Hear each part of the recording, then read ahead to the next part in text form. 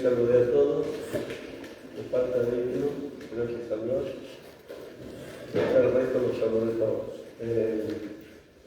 Bien, damos gracias al Señor por la oportunidad que nos da de poder estar celebrando su nombre en esta mañana, compartiendo este tiempo de oración, también de poder cantar. Siempre decimos que las canciones, bueno, tienen su parte didáctica y no simplemente cantar por cantar. Había una canción muy antigua, cuando era niño, que decía: no canto solo por cantar, ¿sí?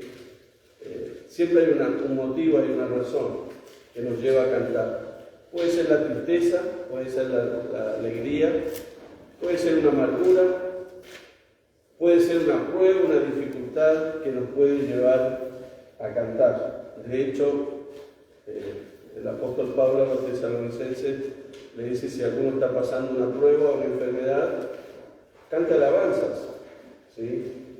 U ore también, ¿sí?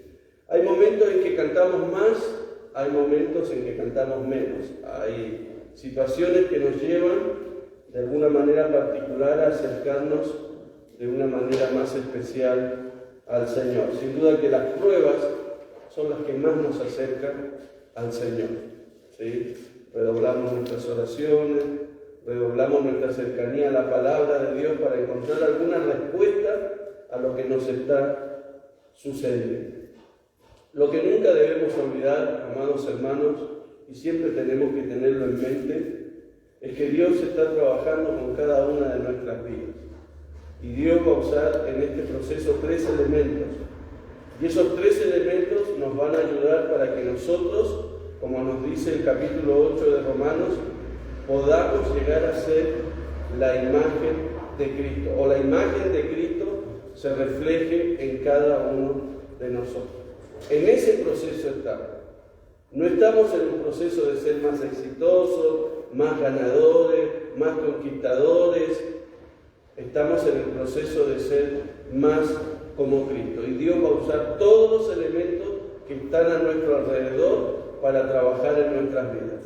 Los elementos más cercanos a nuestra vida son la palabra y el Espíritu Santo. Y los otros 2 elementos, que siempre repito, sobre los cuales no tenemos manera de cómo manipular, son las personas y las situaciones. Porque usted las situaciones, aunque usted cree que está todo bajo control, usted no maneja nada.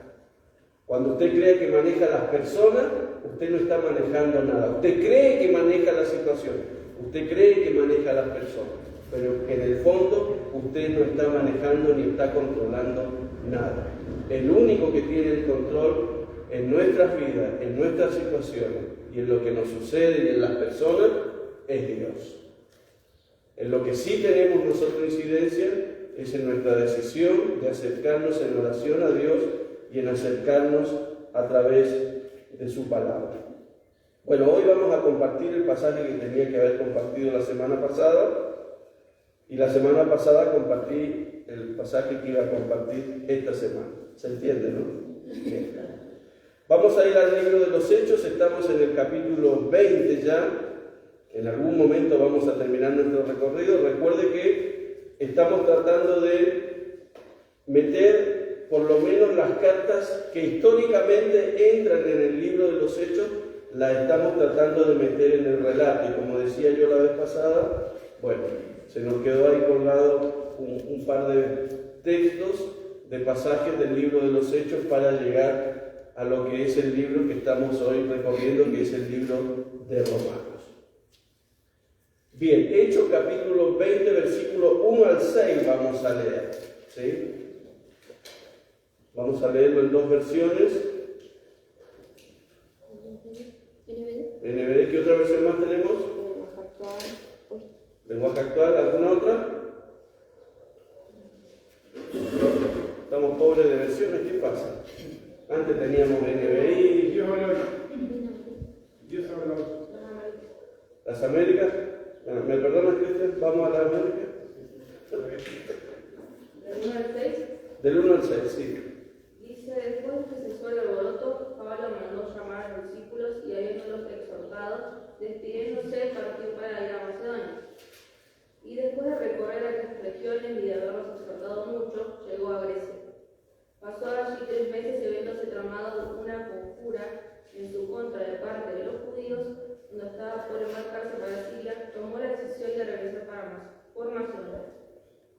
acompañaban Sópater de Berea, hijo de Pirro, Aristarco y segundo de los tesalonicenses, Gallo de Derbe y Timoteo, Tíquico y Trófimo de Asia.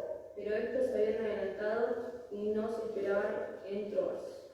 Nos embarcamos en Filipos después de los días de la pares y levadura, y en 5 días llegamos a donde ellos estaban en Troas, y allí nos quedamos 7 días. Amén. Bueno, vamos a Nueva Biblia al día.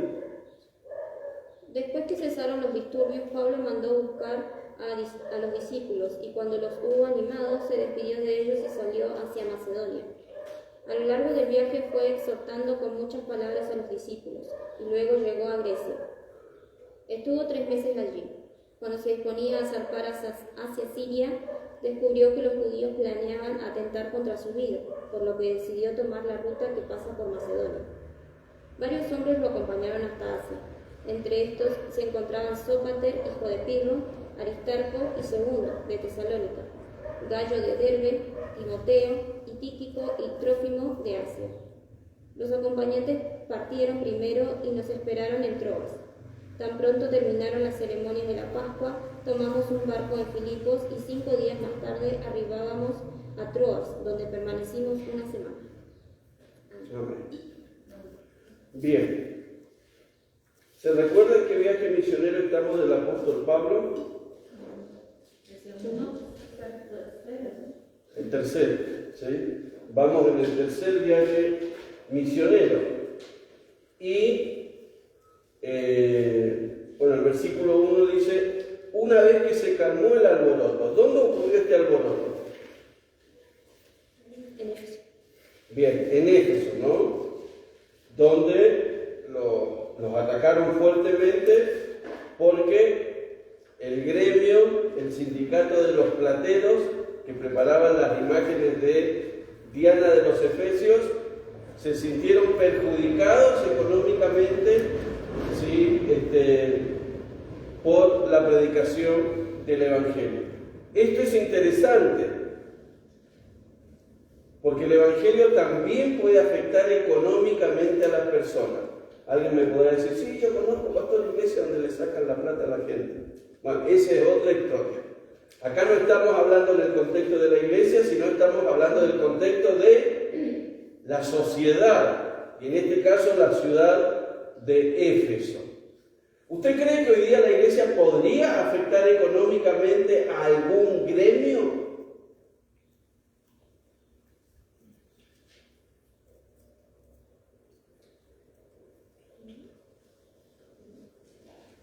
Cristian se ríe, no sé por qué, quisiera saber por qué, pero bueno.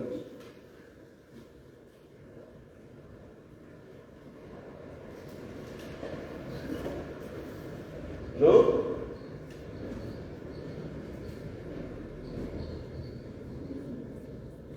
¿Creen que no? Díganme algo, sí, ¿no? No sé. ¿Ah? No se me ocurre nada. Obviamente el Evangelio hoy puede afectar ciertos sectores, ¿sí?, por la predicación. En el contexto de la drogadependencia, el Evangelio afecta a los que dependen de la droga. El Evangelio produce una transformación, les da esa fuerza y esa capacidad de confesar su pecado, confesar lo que le ha ocurrido y ser libres en Cristo. Eso va a producir ¿qué cosa? La falta de consumo. Y si hay falta de consumo, ¿qué es lo que afecta? La venta. Afecta el, ¿cómo le llaman? El narcomenudeo, el chiquitaje. Eso que vieron que se aparecen en las noticias, que fueron encontrados con 30.000 pesos, medio kilo de sustancia ilícita, algún arma, esto que el otro. Esos son pichichos, ¿sí? Son pichichos. No son los narcotraficantes, son las personas que están en el eslabón ahí, en la parte última, ¿sí? Bueno, creo que los últimos que están en la cadena alimenticia de ese gremio son los pibes que salen a entregar y a repartir, ¿sí? Entonces, ¿cuál puede ser la reacción de un gremio como ese frente a que un mensaje está perjudicando su negocio? Correcto, ¿sí? Y digo esto porque en el contexto de Colombia, un país muy dividido, ¿sí?, que eso tiene que ver también con la instalación de la maldad en los países y en el mundo. Bueno, hubo una época donde los pastores, y hoy todavía siguen siendo perseguidos y muertos, por un mensaje abiertamente que afecta el consumo, y que no solamente el mensaje del Evangelio es para los que consumen droga, porque si no estaríamos reduciendo el mensaje del Evangelio a un tipo de persona. Y el mensaje del Evangelio, recuerde que es para toda persona, inclusive para esa persona que le paga a usted su sueldo, a la cual usted le va a trabajar. Y usted dice, esta persona no necesita el Evangelio. Tiene buen trabajo, tiene buena posición, tiene una buena casa, tiene hijos, seguramente su heladera siempre está un 75% llena, ¿sí? Y no como la heladera de a lo mejor de nosotros. Yo siempre recuerdo una expresión de Eduardo. Eduardo tiene esa chispa y ese humor. No sé si compararlo conmigo porque sus chistes no son tan malos como los míos, pero él tiene esa chispa y un día abre la heladera y dice, ¡tenemos heladera nueva! ¿Pero por qué dices eso? No, porque no tiene nada. No. Es fuerte, ¿no? Pero qué bueno que se pueda tomar como humor aún las cosas difíciles que a veces Dios permite que nosotros experimentemos y pasemos. Pero muchas veces nosotros pensamos que hay un sector de la sociedad que necesita la predicación del Evangelio y nos olvidamos que el Evangelio es para todos. Para ese que te paga tu sueldo, vos tenés la obligación de compartir el Evangelio. Ese que está por sobre vos en el lugar donde trabajás, necesita oír el Evangelio. Porque a lo mejor esa sonrisa, esa estabilidad económica y esa felicidad que te muestra puede ser una terrible fachada. Recuerde que una de las cosas del pecado en nuestra vida es la hipocresía. Querer aparentar algo que no somos. Si eso ocurre dentro de la iglesia, ¿sí?, porque en la iglesia hay hipocresía, ¿cuánto más en el mundo? La hipocresía vendría a ser un estilo de vida en medio de este mundo. Otro gremio que puede ser afectado, la prostitución. ¿Sí? Mujeres u hombres que pueden salir, ¿no?, de ofrecer sus cuerpos cotidianamente por un valor determinado de dinero. Y son todos gremios pesados y duros.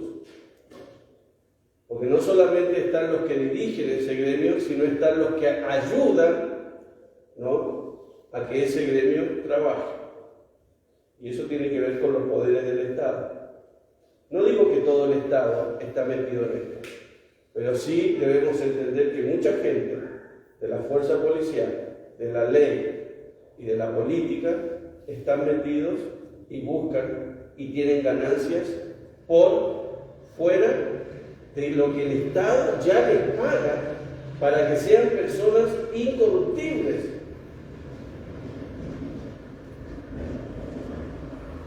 Que Dios nos pueda ayudar, amados hermanos. ¿Sí?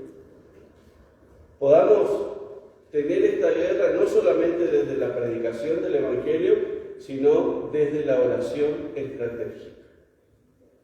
Que Dios pueda desenmascarar toda la maldad que hay en nuestra ciudad. Muchos dicen que uno de los grandes problemas de Bariloche es la pobreza y es la desigualdad. ¿Sí? Estoy de acuerdo con eso. Pero hay otros problemas. Porque la pobreza y la necesidad genera que la gente en su desesperación haga cualquier cosa por tener un plato de comida o tener un par de pesos en el bolsillo. Y eso es terrible. Una persona afligida por dinero para alimentar a su familia es una persona que está preparada para hacer cualquier cosa, aún a riesgo de su propia vida, porque ya se está muriendo de hambre.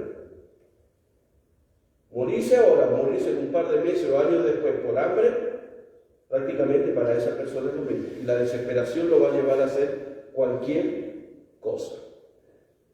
Vamos al pasaje de hoy. Usted dirá, ¿pero qué tiene que ver eso que está hablando el pastor con el pasaje de hoy? Si no dice nada, wow, de hecho, podría haberlo pasado por alto, podríamos haber ido a la parte donde hay más acción, ¿sí? Porque es simplemente una explicación y un relato de un evento, ¿sí?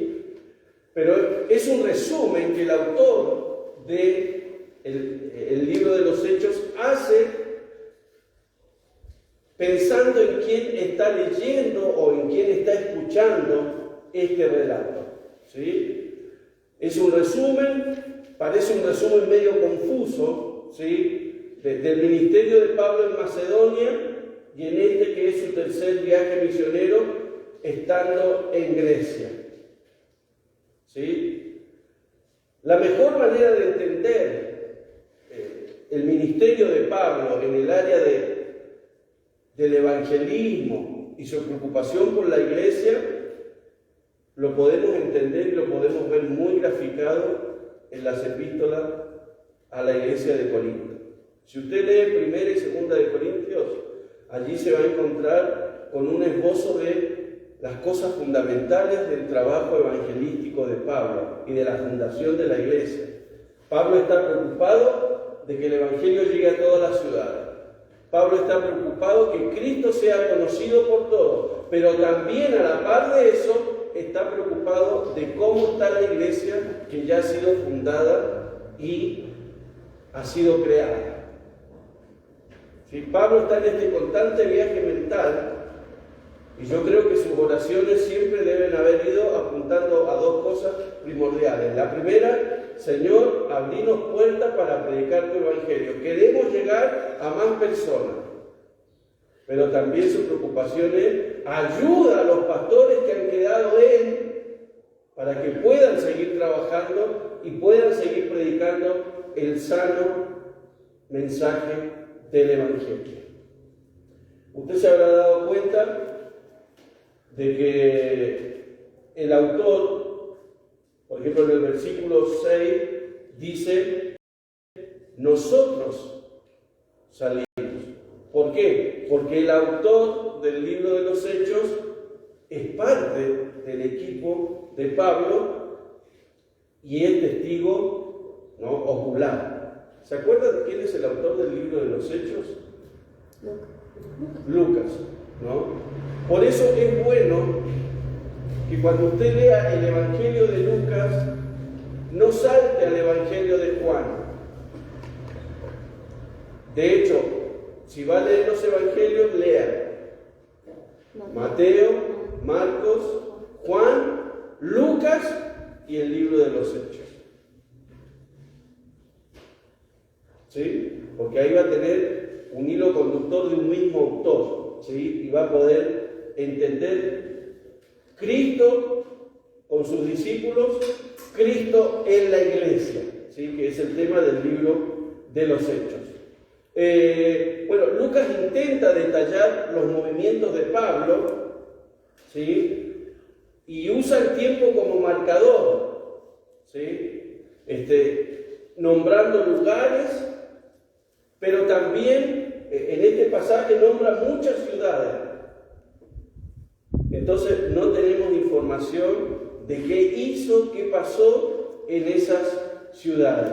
Pero es interesante porque él al nombrar estas ciudades, él está hablando de un lugar geográfico donde Pablo estuvo. De hecho, cuando menciona y lo atendió el gobernador fulano de tal o estuvo con sutano, eso nos marca de que Pablo es un personaje real y estuvo con personas reales. De hecho, una de las cosas que más ha ayudado a través de los tiempos a creer que la Biblia dice la verdad son las situaciones donde la Biblia a veces no tiene pruebas históricas. Se ha hablado de pueblos que no existen, se ha hablado de reyes que no existen, se ha hablado de ciudades, de pueblos que no existen. Y usted sabe que siempre me olvido la palabra, los que excavan, la arqueología ha sido una de las herramientas que más Dios ha usado para que la Biblia deje de ser un libro no creíble a ser un libro creíble. ¿Sí? Porque han encontrado nombres de reyes y de gobernadores, han encontrado nombres de ciudades o ciudades que se creía que no existían. Y eso es increíble. Y no son arqueólogos cristianos. Hay gente que les gusta investigar. ¿Sí? Donde usted y yo veríamos basura, ellos ven historia. Ellos ven una trama. Ellos ven respuestas del pasado. ¿Sí? El otro día encontré un artículo, en algún momento lo voy a leer y si puedo lo voy a compartir. Los últimos 10 hallazgos de la arqueología más importantes que hablan sobre sucesos que ocurrieron en la Biblia. ¿Sí? Son de ahora, son fresquitos, de los últimos 10 años que calculo. Versículo 1 y 2 dice: después que cesó el alboroto, ¿dónde cesó el alboroto? En Éfeso. ¿Con quién era el problema? Con el gremio de los que preparaban las estatuas, las efigies y los templos, ¿no? de la gran Diana de los Efesios. Dice: Pablo llamó a los discípulos y habiéndolos exhortado y abrazado, se despidió y salió para ir a Macedonia. Y después de recorrer aquellas regiones y de exhortarles con abundancia de palabras, llegó a Grecia. Bueno, es importante entender que Pablo no deja Éfeso por culpa del alboroto. ¿Sí? Él no se va porque tiene miedo de Demetrio, que era quien había iniciado esta revuelta. ¿Sí? De hecho, revuelta en la cual quien gobernaba la ciudad dijo: pero este no es un problema que nosotros tengamos que resolver, acá no hay un delito, acá hay una discusión entre personas que creen una cosa y personas que creen lo otro.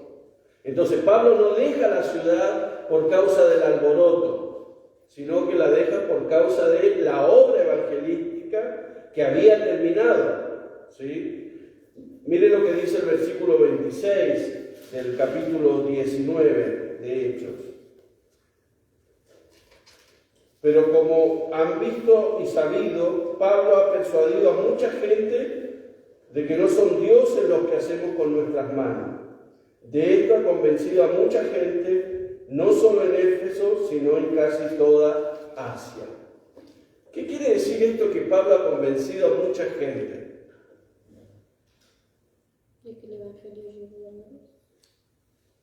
Cuando hablamos de, bueno, acá podríamos discutir qué es mucho, ¿no? Mucho, como para que lo noten, fue mucho. Y lo reitera, Demetrio mismo lo reitera 2 veces. Es mucha la gente que ha creído. Y no solamente acá, sino en toda Asia. Parece que Demetrio llevaba mejor las cuentas que Pablo. ¿Sí? Bueno, sin duda que era Vox Populi lo que el Evangelio estaba produciendo en la vida de las personas. Entonces queda claro que Pablo entiende que en esa región su tarea ya ha terminado. Se han fundado iglesias, han quedado pastores y la iglesia continúa, ¿no? O sea, hizo la gran pastor David. Formó la iglesia y se las tomó. Claro, alguien podría decir: ¿pero por qué hizo eso? Porque eso es lo que hay que hacer. La iglesia hay que soltarla números, ¿no? Los pastores no son eternos. De hecho, el otro día hablaba con alguien que me decía: pastor nuestro tiene 76 años y en esta pandemia no me llamó ninguna vez. Lo entiendo, dice, es una persona mayor, no transmite por ningún medio digital, porque es una persona mayor.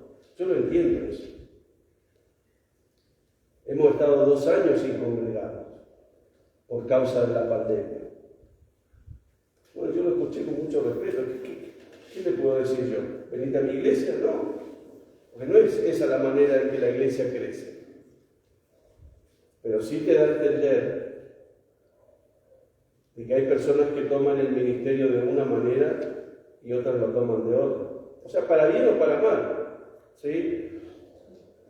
Pablo, ¿qué es lo que hace antes de tomárselas, antes de irse? Antes de eso.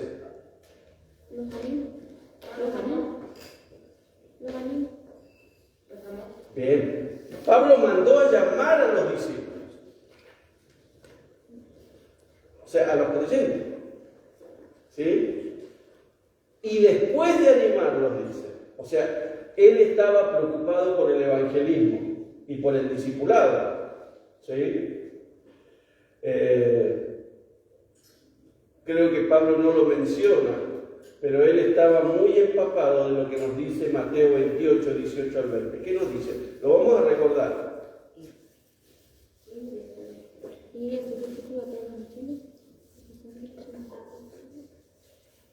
A ver, leámoslo una vez aunque sea. De ahí sacamos el famoso IPF.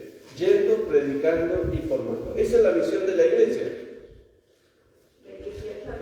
Sí, por favor.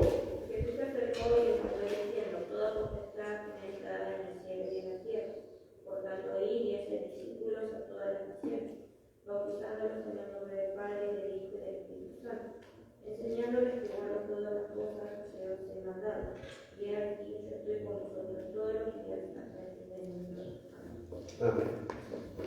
Esto recuerda la misión de la iglesia. ¿Sí? Cuando alguien se va de la iglesia, debiera ser para seguir llevando el evangelio a otros lugares. ¿Sí? Entendemos que el evangelio es algo que se acepta individualmente. ¿Por qué? Porque yo no puedo creer por mi esposo.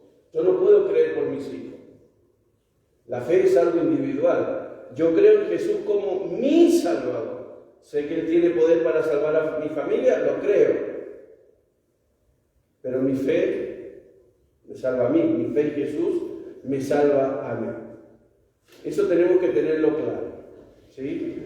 Pero, a pesar de que la salvación es individual y el Evangelio es aceptado individualmente, recordemos que el Evangelio puede transformar una familia.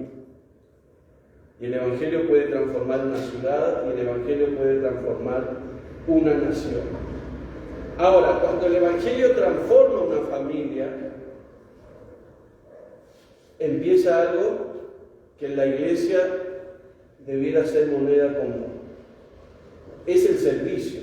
Porque cuando yo soy creyente solo en mi casa, bueno, yo oro, yo leo mi Biblia y me la arreglo solito, los días que no me reúno. ¿Sí? Tengo mi devocional, tengo mis lecturas. Pero cuando ya alguien de mi familia cree, y ya no es uno, sino somos dos, ahí empieza el servicio. ¿Por qué? Porque el que creyó primero, ¿qué es lo que tiene? El que creyó primero.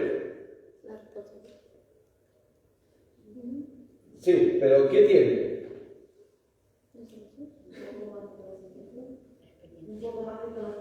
Bien. Tiene un poco más de crecimiento, tiene un poco más de madurez. No puede dejar solo a su pariente que ha creído.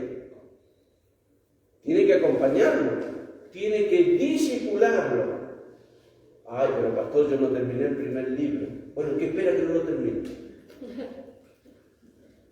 El discipulado, a través de esos manuales que nosotros tenemos, está bueno. Y los podemos compartir con ese que ha creído en nuestra familia. Creo que eso es más responsable que decir: pastor, mi marido, mi esposa quiere que usted lo discipule. ¿Por qué? Porque eso genera a veces el hecho de que, bueno, hermana, mi esposa lo va a discipular. Ay, pero yo quiero que me discipule usted. ¿Por qué? Porque ¿cuál es la idea que a veces se tiene? Que el pastor es la punta de la pirámide Entonces el pastor sabe más, el pastor tiene más revelación, el pastor... sin dejar de lado que a veces pueden haber otros intereses. ¿Sí? Por ahí puede aparecer una niña que dice, yo quiero que me discipule leída.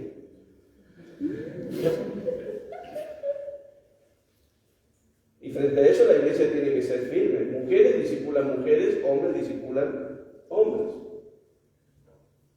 Bueno, el pastor puede discipular un matrimonio, no hay problema con eso. ¿Sí? Hoy la virtualidad nos permite eso de poder estar hablando. ¿Sí? Bueno, entonces necesitamos animar en ese crecimiento y en ese desarrollo. Yo sé que usted no sabe todo. Yo sé que tampoco sé todo. Pero lo que sé, tengo la responsabilidad de transmitir y de compartir. Jesús dijo, id por el mundo, predicad el Evangelio y enséñenle todas las cosas. Entonces usted no se puede guardar las cosas. Usted tiene que compartirlas. Usted tiene que enseñarlas. Pablo dice que les habló, los llamó, les habló y los animó. ¿Sí? Dice Reina Valera del 60. Los animó. ¿Cómo los animó? Dándole palabras de aliento.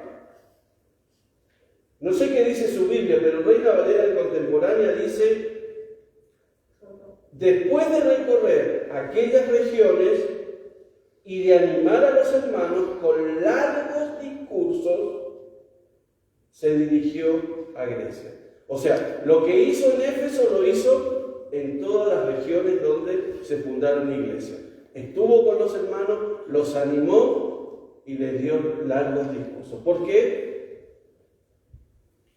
Él entendía de que existía la posibilidad siempre de no poder volver.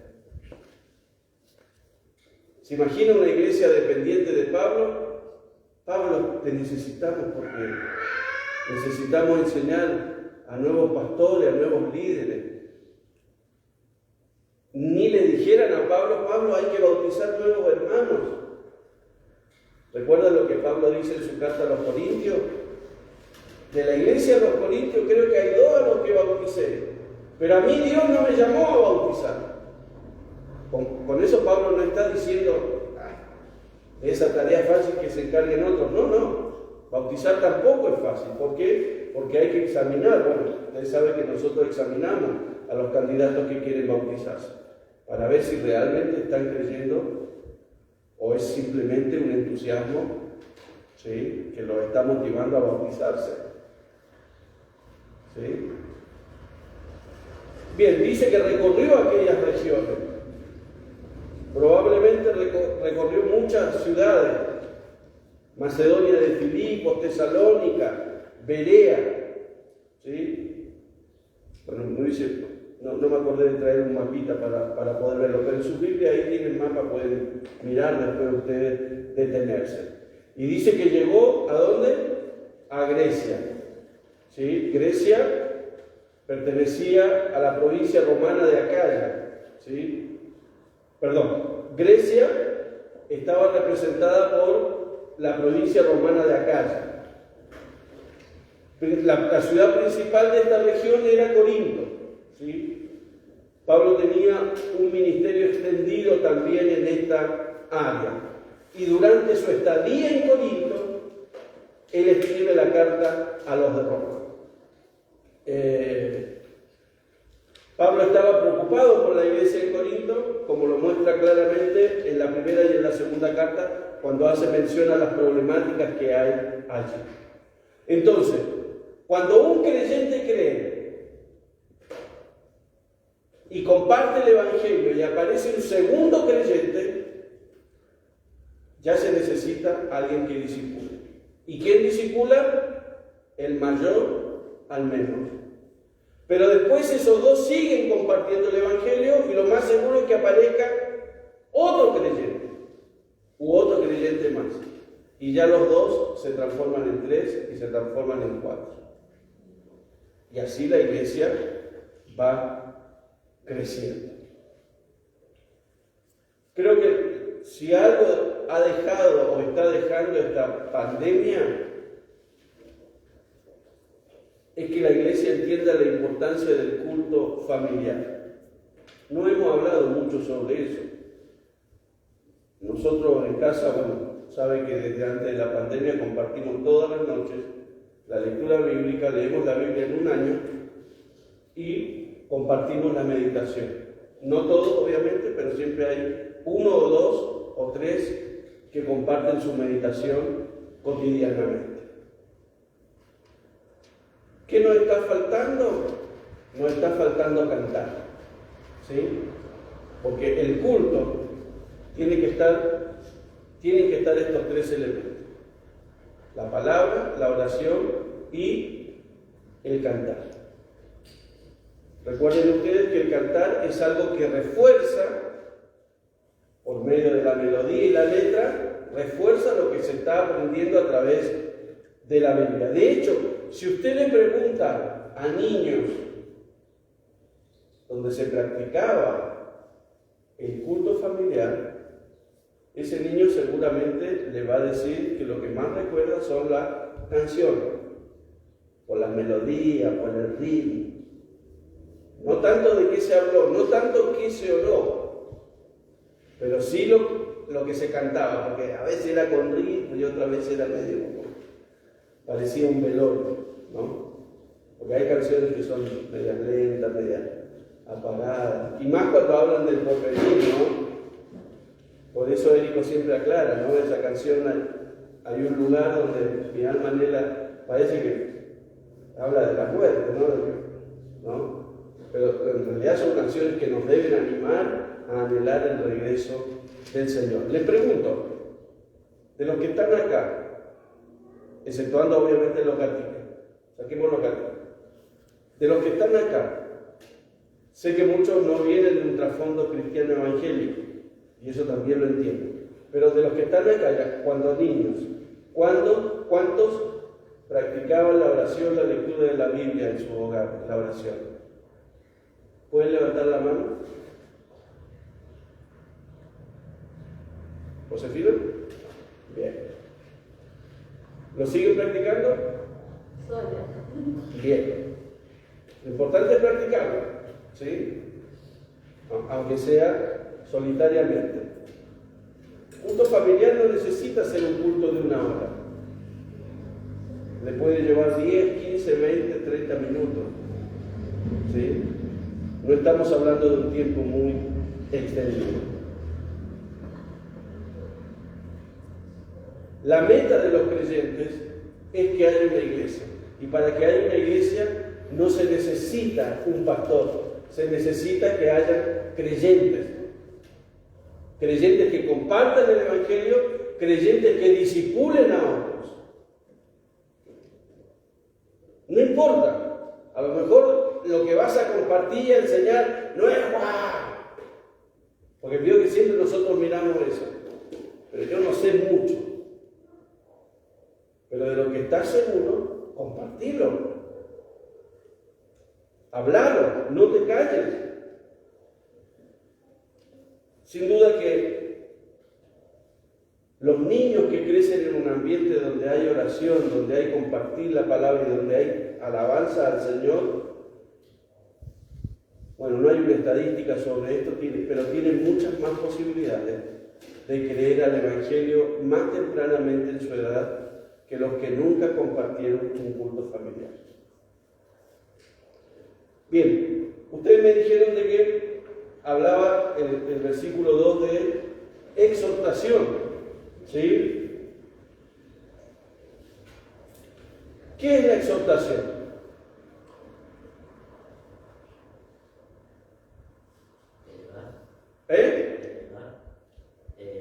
Elevar.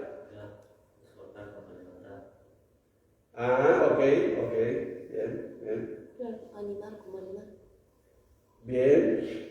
No, como aconsejar, hablar. Aconsejar, hablar. No hablar por hablar. No. Hablar con sentido, con base, con... Explicar. Bien. ¿Qué dice la RAE? Ustedes saben cuál es la RAE, ¿no? Bien, Real Academia Española de la Lengua, tendría que ser. Entonces RAE, pero bueno, la RAE. Dice, exhortación, advertencia o aviso con que se intenta persuadir. Por ejemplo, un ejemplo de exhortación sería a un motoquero, usaca, querido, usaca. ¿Por qué? Porque se recomienda. No por la impericia del conductor, sino por la impericia que pudiera experimentar cualquier otro conductor, sea que ande en un camión, en un colectivo, en un auto o en otra moto, e inclusive un ciclista. ¿Ve que los ciclistas siempre se hacen las víctimas? Porque como su vehículo es de tracción humana, entonces siempre la culpa la tiene el colectivero, el del auto. Pero si usted observa a los ciclistas, algunos andan siempre en falta, sin casco y sin los elementos de seguridad. Bien. Exhortación, plática o sermón familiar breve. Y exhortar es inducir a uno con palabras, razones y ruegos a que se haga o deje de hacer alguna cosa. Pero acá la palabra que Pablo usa y que Lucas escribe es paracaleo, que significa rogar, insistir, alentar, infundir ánimo, suplicar, pedir, consolar, confortar, animar. ¿Qué aprendemos de Pablo en este caso? La exhortación bíblica no significa que debemos llamar la atención a los hermanos, ni siquiera corregirlos, como pasa con los niños, ¿no? Siéntate.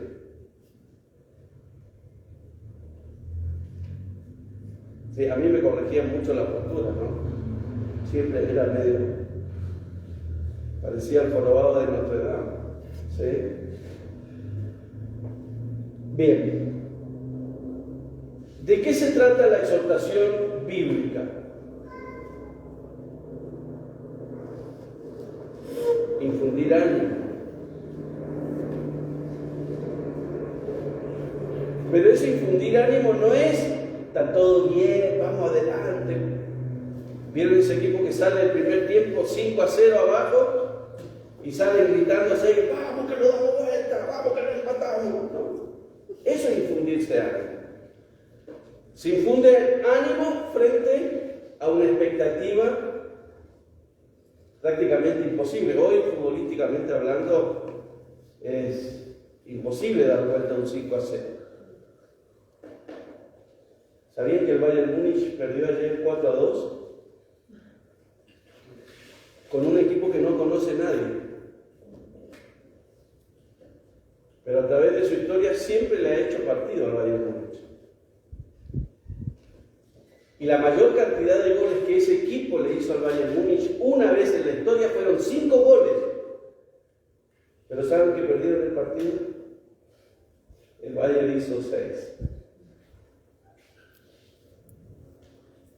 Cuando se infunde ánimo, indirectamente se está corrigiendo. Porque una cosa es llamar la atención, una cosa es retar y otra cosa es animar.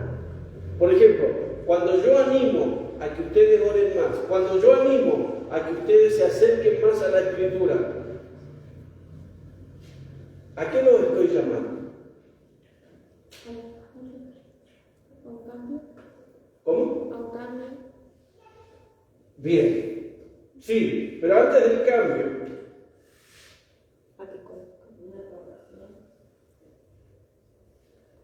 Sí, ya vamos a llegar a esa parte.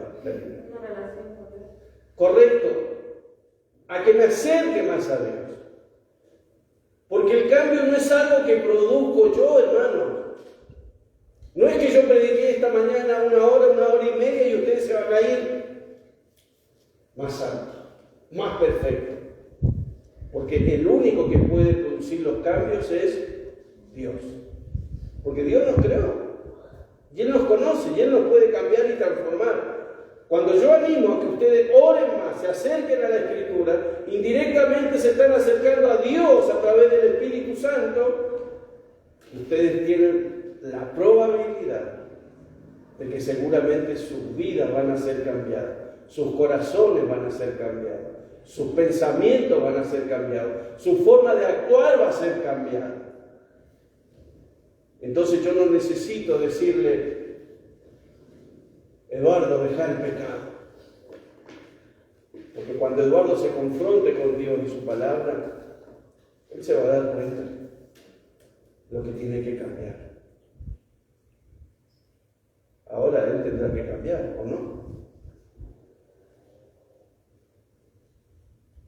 Muchas veces dentro de la iglesia es más fácil decir, hermano, no haga esto, no haga esto, no haga lo otro. Y por lo que hemos visto en los discipulados, enseñar de esa manera es ser legalista. ¿Por qué? Porque la gente va a decir, el pastor me dijo que no tenía que hacer esto, el pastor me dijo que no tenía que hacer esto. Y yo me adapto a esas normas, pero no es algo que fluye de una obra del Espíritu Santo dentro de mí, sino es simplemente una convicción que tengo en mi mente y que yo debo aparentar. Y ahí nos encontramos con hermanos, con hermanas que tienen una doble vida. En el contexto de la iglesia no hay dónde encontrar un hilacha, casi perfecto, pero después en el contexto de su trabajo, de su familia, de su hogar, son un desastre. Que Dios nos pueda ayudar, amados hermanos. Pablo se despide de los hermanos de Éfeso y de las ciudades allí en Macedonia y les infunde ánimo.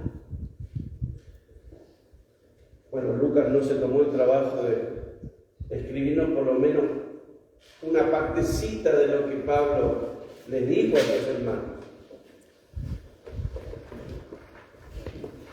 Pero también Pablo los anima, ¿por qué? Porque eran tiempos difíciles, tiempos de mucha persecución, en los que ellos necesitaban aliento para continuar siendo fieles al Evangelio hasta el fin.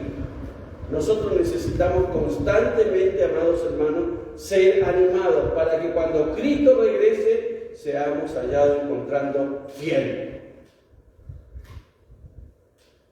No puede ser que nos tomemos vacaciones de nuestro ministerio como iglesia, o pongamos como excusa la pandemia para no cumplir nuestra tarea. Tenemos que seguir predicando el Evangelio. Dios nos dará la estrategia, Dios nos dará la forma, la manera, pero no podemos sentarnos a esperar. Hay un mundo que se pierde. Hay gremios que avanzan en este mundo con la maldad. La iglesia tiene que estar más activa, tiene que estar despierta. Y esto no es algo que simplemente lo vamos a hacer con un pastor dando ánimo. No, eso es algo que el Espíritu Santo tiene que soplar sobre nosotros. Versículos 3 al 6. Después de haber estado allí 3 meses y siéndole puestas acechanzas por los judíos para cuando se embarcase para Siria, tomó la decisión de volver por Macedonia. Y le acompañaron hasta Asia, Sópater de Berea, Aristarco y Segundo de Tesalónica, Gallo de Derbe, y Timoteo, y Tíquico y Trófimo de Asia. Estos, habiéndose adelantado, nos esperaron en Troas, y nosotros, pasados los días de los panes sin levadura, navegamos de Filipos, y en 5 días nos reunimos con ellos en Troas, donde nos quedamos 7 días. Pablo se tomó un respiro. Se toma una semana y, aparte de donde él vive o donde viaja, la zona del Mediterráneo. ¿Ha visto fotos del Mediterráneo? Dan ganas de estar por lo menos una vez en la vida, ¿no? La vez pasada Débora me mostraba fotos creo que era de Grecia, de las construcciones. Está interesante para conocer. Ahora, les pregunto, ¿Bariloche tiene algo que envidiarle al Mediterráneo? ¿Sí? Sí, tiene que envidiarle. Ahora, ¿el Mediterráneo tiene que envidiarle a Bariloche? Sí, sí. Pues son paisajes totalmente diferentes, pero ambos pueden ser muy disfrutables. Acá viene una pregunta, ¿no? ¿Disfruta usted Bariloche o lo sufre? Esos lugares de los que los turistas hablan y usted los escucha hablar, ¿los conoce? Le diría que usted está en pecado. No conocer y no disfrutar la creación de Dios es pecado. Pablo siempre estaba con planes. Ahora vemos en estos versículos que a menudo él tenía que cambiar estos planes debido a las circunstancias. ¿Qué es lo que apareció? Cuando él quería embarcarse para ir en barco, porque el barco a lo mejor le ahorraba unos días o una semana, ¿qué es lo que él se entera? Que lo quieren hacer cazuela. ¿Usted sabe lo que es querer hacer cazuela? Esa gallina viva, viene mi suegra, la agarra, chao gallina, corte cogote, agua hirviendo, le sacamos las plumitas, las vísceras, le expresamos, ajito, aceite, agüita, 2-3 litros, unas papitas, zanahoria, morrón, colorado, ¿sí? Un poquito de orégano.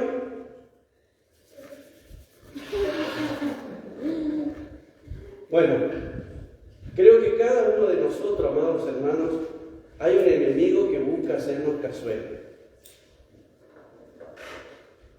Nos quiere matar. ¿Pero por qué nos quiere matar? Porque estamos predicando, porque estamos discipulando, porque estamos yendo. Ahora, si usted no predica, si usted no discipula, si usted no quiere cumplir la misión, quédese tranquilo. El diablo no está ni preocupado por usted. Nunca va a ser cazuela de nadie usted. Pero si usted predica el Evangelio, discipula y va a los perdidos, quédese tranquilo. El diablo lo va a buscar y lo va a querer eliminar. Por eso Pablo dice en su carta a los Corintios, en peligro de muerte muchas veces. Los judíos tramaban un atentado, dice, contra él cuando estaba a punto de embarcarse. Pero Pablo tiene que cambiar sus planes. ¿Sí? Lo bueno es que a pesar de que Pablo puede cambiar los caminos o las rutas, porque hay rutas alternativas, en este caso tuvo que irse caminando, o no sabemos si en alguna cabalgadura, pero a pesar de que él tuvo que cambiar su rumbo o su destino, la meta era una sola. Y eso es lo que debe importarnos, hermanos. Si hay algo que define a la iglesia es que somos testigos del Evangelio. Pero en esta misión no tenemos que estar solos. Y Pablo nunca trabajó solo y estuvo solo. Siempre tenía un buen equipo. Y acá los menciona. Creo que Lucas se toma este trabajo porque es para él, esta gente, estos discípulos que eran de otras ciudades, es gente conocida. ¿Sí? Muchos suponen que estos hombres eran los que las iglesias habían nombrado. Ustedes recuerdan, ¿no?, que en Corintio nace frente al hambre en Jerusalén. A ver, acá. Jerusalén está acá. Acá está el mar Mediterráneo, acá está Grecia, Italia, por acá España. La iglesia en Jerusalén estaba sufriendo mucha hambre. Y usted conoce la idea de Pablo, cómo él anima a los hermanos para ayudar a paliar el hambre de la iglesia en Jerusalén. Entonces, ¿cuál fue una de las ideas? Y Corintio lo expresa, es que cada semana la iglesia recogiera una ofrenda, y para Pablo no tomar esa ofrenda y después no saber qué pasó con la ofrenda, se nombrara a alguien responsable. Muchos suponen de que estos hombres eran los responsables de llevar la ofrenda hasta Jerusalén. Pero ellos no es que salieron de su ciudad y se iban a Jerusalén de vacaciones. No, ellos se van con Pablo y tienen que ponerse a la par de Pablo en cuanto a la tarea de predicar, de evangelizar y discipular. La iglesia tiene que ser un gran equipo, dispuesto a cumplir la tarea, ¿sí?, y la misión. Dice que algunos se adelantaron, que eran Tíquico y Trófimo, que eran de Asia y seguramente tenían muchos contactos allí. Seguramente ellos llegaron para preparar la logística. Bueno, ¿dónde va a dormir Pablo? ¿Quién nos va a invitar a almorzar, a cenar, a desayunar? ¿Sí? Como usted hace. Seguramente usted se habrá encontrado con hermanos que vienen de otras ciudades, de otros países, que a veces son medio conocidos y usted los invita a comer. Claro, uno lo toma como objeto de amor, de cariño, pero eso es una gran ayuda en el avance del Evangelio. A veces uno toma tan en poco tomar unos mates, unas galletitas con alguien, que le da vergüenza hasta invitar a tomar mate. Pero eso puede ser una gran ayuda en el avance del Evangelio. Bueno, Lucas dice, y nosotros, pasados los días de los panes sin levadura, navegamos hasta Filipo. Pablo, desde primera persona, habla de la tarea. Que Dios nos pueda ayudar, amados hermanos. No voy a hablar de la fiesta de los panes sin levadura, que tiene que ver con la Pascua, pero simplemente hacer mención de que cuando nosotros nos juntamos el día domingo, tiene que ser una fiesta. Porque ¿qué es lo que venimos a celebrar? ¿Qué celebramos?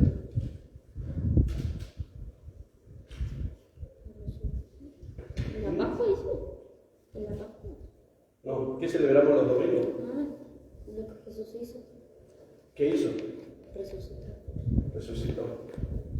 ¿Por qué cree usted que la iglesia se junta o comienza a juntarse los días, el primer día de la semana? Que es el día domingo, bíblicamente hablando. Porque ese día resucitó Jesús. Nosotros venimos a celebrar la resurrección de Jesús todos los días, domingo. Porque a través de eso se hace y se fortalece nuestra fe. Pablo dice, si Cristo no resucitó, vana es nuestra fe. Y somos las personas más miserables, creyendo que nuestros pecados han sido perdonados, cuando nuestros pecados no han sido perdonados. Si Cristo no resucitó, nuestros pecados no han sido perdonados, no tenemos vida eterna y somos objetos de condenación. Pero como la iglesia, a través del Espíritu Santo, está segura de lo que ha ocurrido, ellos se juntan cada primer día de la semana para celebrar la gran victoria del Señor. Sigamos, amados hermanos, celebrando esta gran victoria del Señor. Pero también sigamos trabajando en pos de aquellos que todavía están lejos del Evangelio. No descansemos, Nuestro ministerio se va a terminar cuando nosotros muramos, no cuando nosotros queremos, sino cuando el Señor nos lleve delante de su presencia. Oremos. Querido Dios, en el nombre de Jesús queremos darte gracias en esta mañana. Gracias, en primer lugar, por el ejemplo de Pablo, su pasión. Siempre hablamos de su pasión, de su entrega. De qué manera él siente la carga de compartir el Evangelio. Gracias también porque él, desconociendo si iba a regresar, si iba a volver a estar con los hermanos, los reúne, se junta con ellos para exhortarles, para animarles. Señor, sin duda que a través de ese exhortarles, les anima, les consuela y les alienta. Señor, en este tiempo de pandemia también tenemos muchas personas, muchos hermanos, no solamente gente que no te conoce, que está sufriendo la soledad y están desanimados, están sin consuelo, están sin aliento. Permítenos, Señor, ser hombres y mujeres que exhortamos a otros y que predicamos y compartimos el Evangelio a otros también. Entendemos de que también hay personas que pueden estar decaídas por algún problema, sea personal, familiar o laboral. Permite que podamos ser personas que le animemos, que le exhortemos. No es necesario enterarnos de todos los detalles. Simplemente con que alguien nos pida que estemos orando, podemos entender la realidad de esa mente y ese corazón. Ayúdanos, Padre Celestial. Ayúdanos, Señor. Fortalécenos, que tu Espíritu nos motive, Señor, diariamente a adorarte, a bendecirte. Te damos gracias, Padre. Ayúdanos, Señor, que aunque nuestro camino pueda ser cambiado por alguna situación, la meta es una sola, el destino es uno solo. Ayúdanos a seguir orando los unos por los otros. Ayúdanos a amarnos, Señor, como dice tu palabra, con ese verdadero amor ágape. Bendice tu iglesia, que podamos seguir oyendo tu voz y que podamos oír y hacer para que así podamos ser comparados con ese hombre prudente que edificó su casa sobre la roca. Bendícenos, Padre, en el nombre de Jesús. Amén.